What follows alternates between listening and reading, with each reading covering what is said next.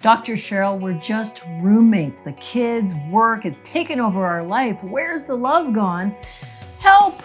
Welcome to Marriage 911, falling out of love. I love them, but I'm not in love with them anymore. They're my best friend, but there's no passion. I'm not really attracted to them anymore, but we're terrific parents together.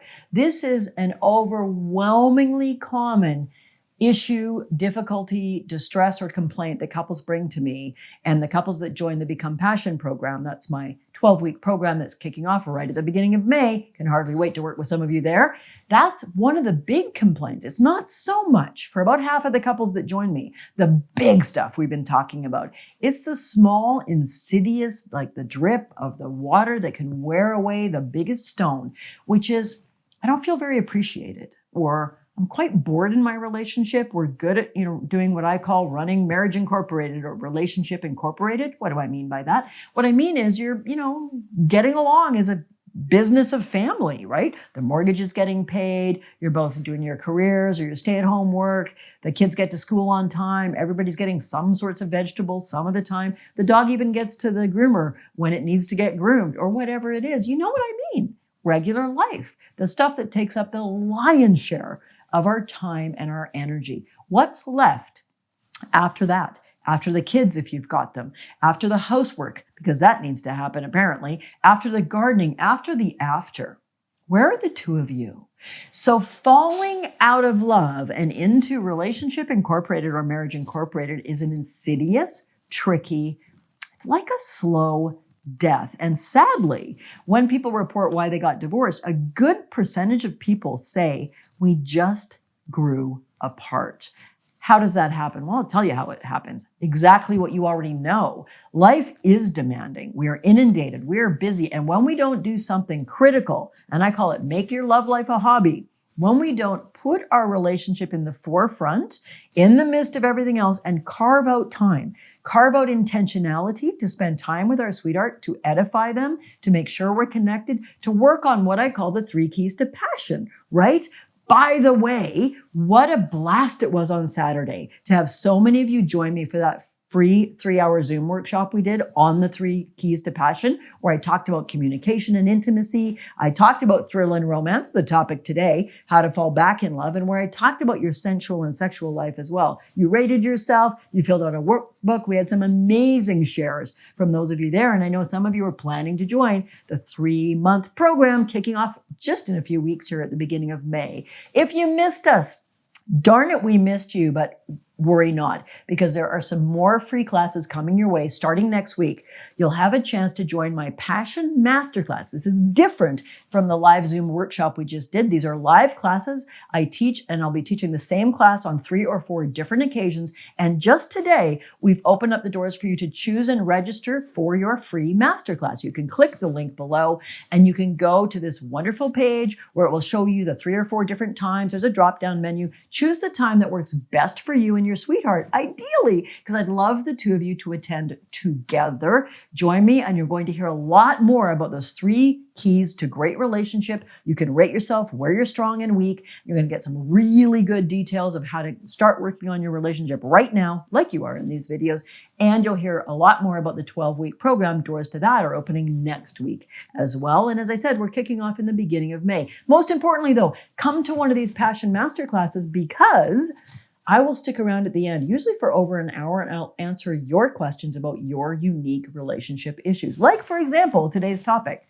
I love them, but I'm not in love with them. Now, look, this is a really serious and sad thing. The state of relationships today is maybe worse than it's been in a very, very long time in terms of people not making their love life a hobby, like I said. What does that mean, Dr. Cheryl? I'm glad you asked.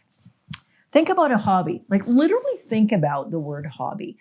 Think of a hobby you have currently, or maybe something you did in the past, whether it's playing golf or pottery or painting or cooking or training your dog and taking it to agility classes, something I used to do. It was a blast. What are the qualities of a hobby? Answer this right now. When you think about it, what makes a hobby different from, work? Well, first of all, it's not work. You don't get paid for it. It's something you enjoy to do and you choose to do with your leisure time.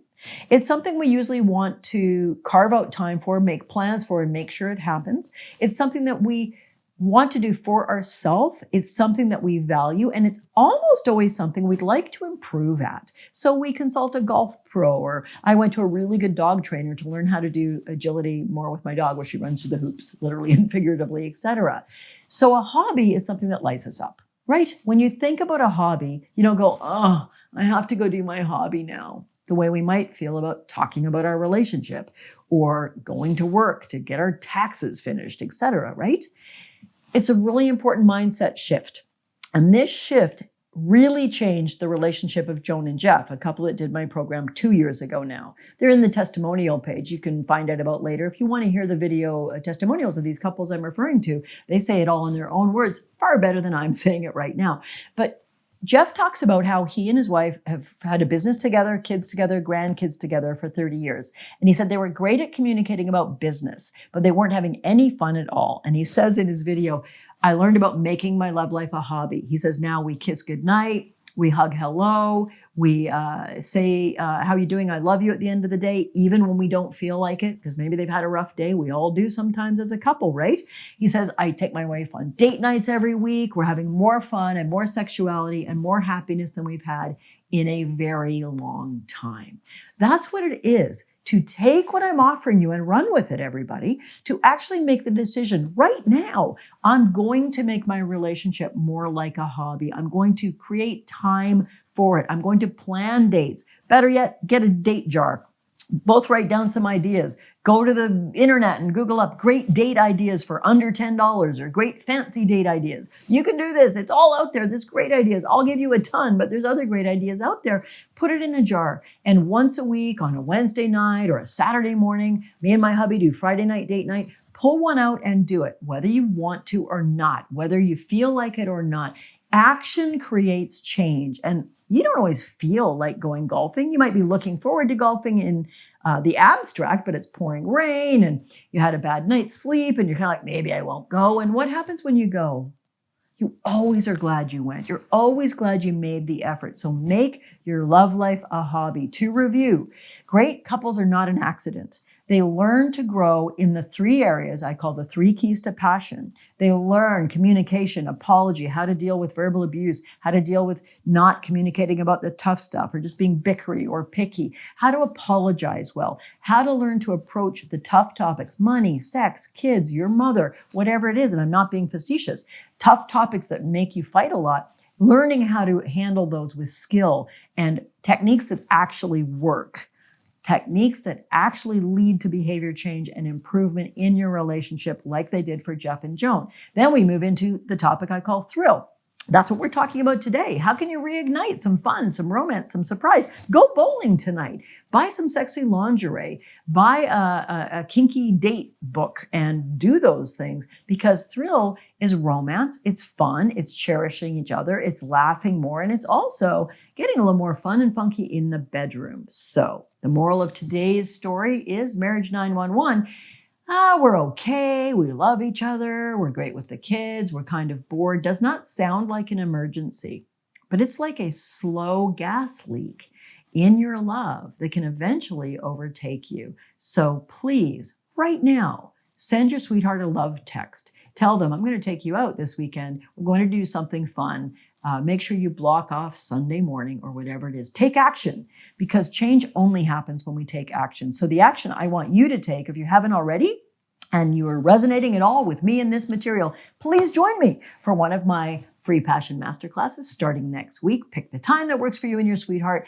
Get in there, and we will send you a few emails to warm you up. We'll send you a little workbook and so much more. Plus, I give away fabulous prizes as a gift to you for gifting me with your time to learn about the Passion Triangle, the 3 keys to great relationship, and to learn all about my 12-week program if you haven't heard of it, which is kicking off in the beginning of May. See you next week.